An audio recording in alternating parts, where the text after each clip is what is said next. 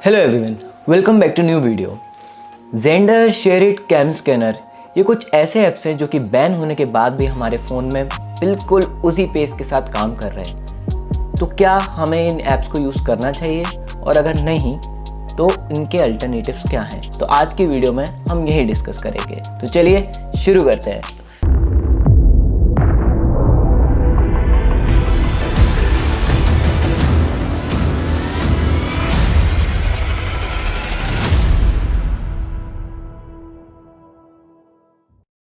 Video में आगे बढ़ने से पहले मैं आपको यहाँ लाइव दिखाऊंगा कि कैसे ज़ेंडर अभी भी फाइल ट्रांसफ़र के लिए यूज़ हो सकता है और अभी भी वह अपने फ़ोन में उसी तरीके से काम कर रहा है जैसे पहले किया करता था।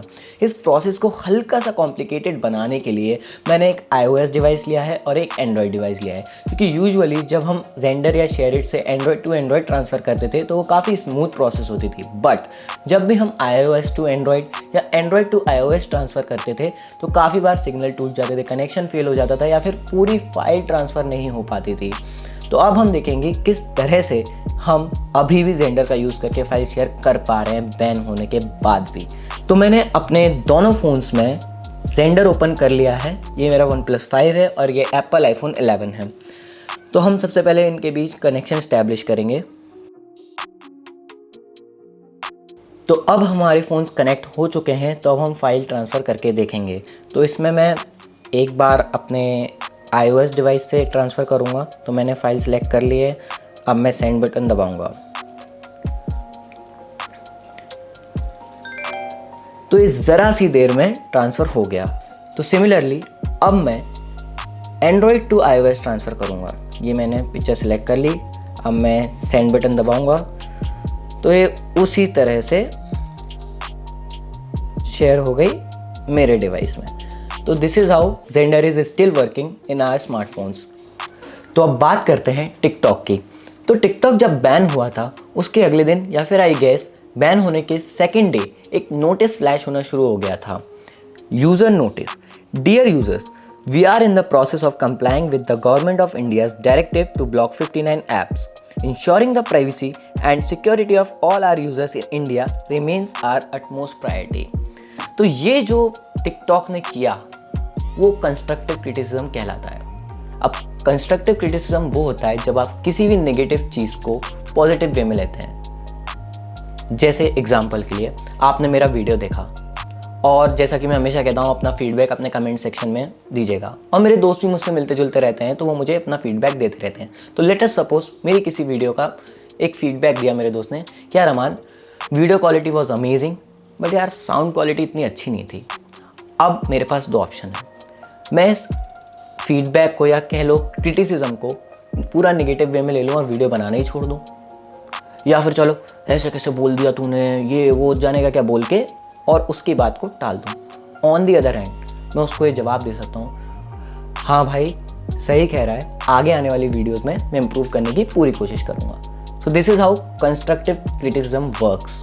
तो ये काफ़ी अच्छा स्टैंड लिया था टिकटॉक ने।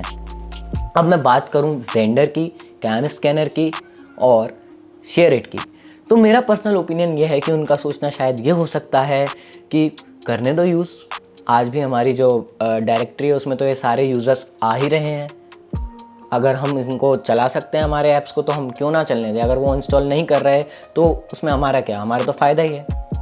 ऑन द अदर हैंड इसका एक और रीज़न ये भी हो सकता है, ये सारे ऐप्स ऑफलाइन ऐप्स हैं। ज़ेंडर, शेयरिट आपसे स्पेसिफिकली पूछ के नेट बंद करवा देते हैं क्योंकि उन्हें नेट की खास या ज़रूरत नहीं होती है। इनफैक्ट होती ही नहीं है ज़रूरत file transferring the files. Similarly CamScanner भी आप बिना नेट के चला सकते हो अनटिल एंड अनलेस आप उसके क्लाउड पे अपलोड नहीं कर रहे हो। तो एक रीज़न ये भी हो सकता है।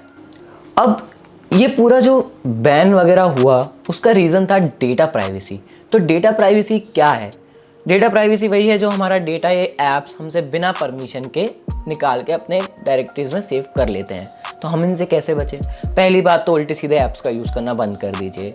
ये कई ऐसे होते हैं, बच्चों को काफ़ी फैसिनेटिंग लगते हैं जब आपका फ़ोन छोटे बच्चों के हाथों में होता है। वो कुछ भी गेम्स डाउनलोड करने लगते हैं प्ले स्टोर से, ऐप स्टोर से, तो वो चाइनीज़ ऐप्स डाउनलोड कर लेते हैं। इनफैक्ट उनके नाम भी चाइनीज़ में लिखे होते हैं और वो आपके फ़ोन में पड़े रहते हैं।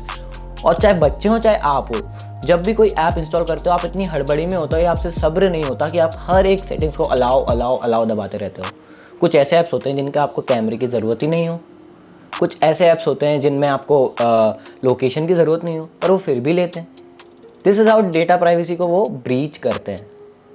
तो आपको इनसे बचना है। अब आप कहोगे कि अगर मैं परमिशन नहीं दूंगा तो ऐप क्रैश होने लगता है, वो ऐप वर्क नहीं करता, तो ऐसे ऐप्स को अवॉइड ही करिए। तो इस तरीके से आप डेटा प्राइवेसी को बनाए रख सकते हैं और अपने डेटा को सेफ रख सकते हैं। अब ये सब डिस्कस करने के बाद मैं सिर्फ ये कहना चाहूँगा कि चाहे जेंडर आपके फ़ोन में वर्क कर रहा हो, चाहे शेयरड आपके फ़ोन में वर्क कर रहा हो, चाहे कैम स्कैनर आपके फ़ोन में वर्क कर रहा हो, या कोई भी ऐसा ऐप जिसे बैन किया गया है वो आपके फ़ोन में वर्क कर रहा हो, तो भी आपको या मुझे ऐसे ऐप्स यूज़ नहीं करना चाहिए, क्योंकि इनको बैन करने का रीज़न काफ़ी सीरियस था, जो कि डेटा प्राइवेसी था। इन सब चीज़ों के बाद एक जो बड़ा सवाल खड़ा होता है वो है, अगर ये ऐप्स नहीं तो इनके ऑल्टरनेटिव्स क्या हैं। तो यहाँ से शुरू होता है हमारी वीडियो का नेक्स्ट पार्ट, जो कि है alternatives for all such apps जिन्हें बैन कर दिया गया है। सबसे पहले मैं बात करूँगा कैम स्कैनर जैसे ऐप के ऑल्टरनेटिव की। तो यहाँ सबसे पहले जो मेरे लिए प्रायोरिटी पे है वो है एडोबी स्कैन।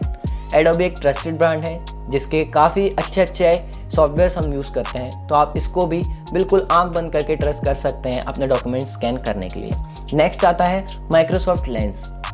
माइक्रोसॉफ्ट भी एक ट्रस्टेड ब्रांड है, आप अपनी विंडोज़ ही माइक्रोसॉफ्ट की यूज़ करते हैं, तो आप ये एप्लीकेशन भी माइक्रोसॉफ्ट का यूज़ कर सकते हैं। उसके बाद आता है गूगल ड्राइव का इनबिल्ट फीचर, जिसमें आप अपने डॉक्यूमेंट्स स्कैन कर सकते हैं। अगर बात करें इंडियन ऐप की, तो इंडियन ऐप है कागज़, जो कि फ़िलहाल सिर्फ एंड्रॉयड प्लेटफॉर्म के लिए अवेलेबल है, तो आप इसे भी यूज़ कर सकते हैं। इसके बाद बात करते हैं जेंडर, शेयरइट जैसे ऐप्स की, जो फाइल ट्रांसफ़र के लिए यूज़ किए जाते थे। तो इनका जो ऑल्टरनेटिव है, सबसे पहले है files by Google for Android users. क्योंकि आप लोगों का पूरा इंटरफेस ही गूगल की तरफ से होता है, तो आपके लिए सबसे बेस्ट ऐप ये रहेगा। पर अगर आपको एक ऐसा ऐप चाहिए जो कि iOS के लिए भी हो और एंड्रॉयड के लिए भी हो, तो मैं सजेस्ट करूँगा जियो स्विच। मेरे लिए सबसे अच्छा यही ऑप्शन है, क्योंकि ये दोनों प्लेटफॉर्म्स पे अवेलेबल है। आप शेयर कर सकते हैं इसमें अपना डेटा, और इंडियन ब्रांड है यार जियो, यूज़ करो इसको। इसके अलावा अगर मैं बात करूं तो एडिटिंग ऐप्स जो होते हैं काफ़ी थे, ब्यूटी प्लस, जिनसे आप फ़ोटो खींच भी सकते थे, अलग अलग तरीके से एडिट भी कर सकते थे। बट अगर मैं बात करूं मेरी चॉइस की, तो मैं आपको रिकमेंड करूंगा स्नैपसीड, पिक्सआर्ट, और काफ़ी हाई लेवल की एडिटिंग करने के लिए, जिसमें आपको काफ़ी उसमें ऑल्ट्रेशंस करनी है, काफ़ी कुछ एडिट करना है, तो एडोबी लाइटरूम। ये मेरे रिकमेंडेशन होंगे एडिटिंग ऐप्स के लिए। और न्यूज़ की अगर मैं बात करूं तो न्यूज़ के लिए यूज़ी न्यूज़ क्यों यूज़ करना है यार। गूगल क्रोम पे सर्च करो और सीधे सीधे अपनी न्यूज़ देखो, और जो भी आपको ब्राउज़र यूज़ करना है। अगर मैं ब्राउज़र की भी बात करूं तो लोग यूसी ब्राउज़र यूज़ करते थे, लोग अलग अलग ब्राउज़र्स यूज़ करते थे। Instead of that Google Chrome सबसे प्रायोरिटी पे रखना चाहिए, सबसे अच्छा ब्राउज़र है। उसके बाद आप बात करें मोजिला फायरफॉक्स की, तो मोजिला फायरफॉक्स भी बहुत अच्छा एप्लीकेशन है। अगर आप माइक्रोसॉफ्ट का ऐप यूज़ करना चाहते हैं तो माइक्रोसॉफ्ट एज है आपके लिए। और एप्पल यूज़र्स अपने स्मार्टफोन में सफारी यूज़ करते हैं, और अगर सफारी यूज़ नहीं करना चाहते तो Google Chrome is the best option. और मैं आपको दिखा देता हूँ कि जियो किस तरह से अपने अलग अलग ऐप्स हर एक तरह की नीश के लिए आपको प्रोवाइड कराता है। तो चलिए देखते हैं। ये मैंने खोल लिया है रिलायंस जियो डिजिटल सर्विस प्राइवेट लिमिटेड का पेज, जो कि ऐप स्टोर पे खुला हुआ है फ़िलहाल मैंने। इसमें आप देख सकते हैं जियो मार्ट, जियो मीट, जियो एच डॉक्टर, जियो होम, जियो मोटिव। इसके साथ साथ काफ़ी सारे ऐप्स हैं हर तरह की नीश के लिए, हर तरह की आपकी नीड के लिए, तो आप यूज़ कर सकते हैं। और ये ऐप स्टोर पे भी है, और सिमिलर सारे ऐप्स आपको एंड्रॉयड के लिए भी अवेलेबल होंगे। एट लास्ट हम बात करेंगे शॉपिंग ऐप्स की। तो अगर मैं शॉपिंग ऐप्स की बात करूं तो शीन, क्लब फैक्ट्री, एली एक्सप्रेस, ये अलग अलग ऐप्स हुआ करते थे जिनसे लोग शॉपिंग किया करते थे।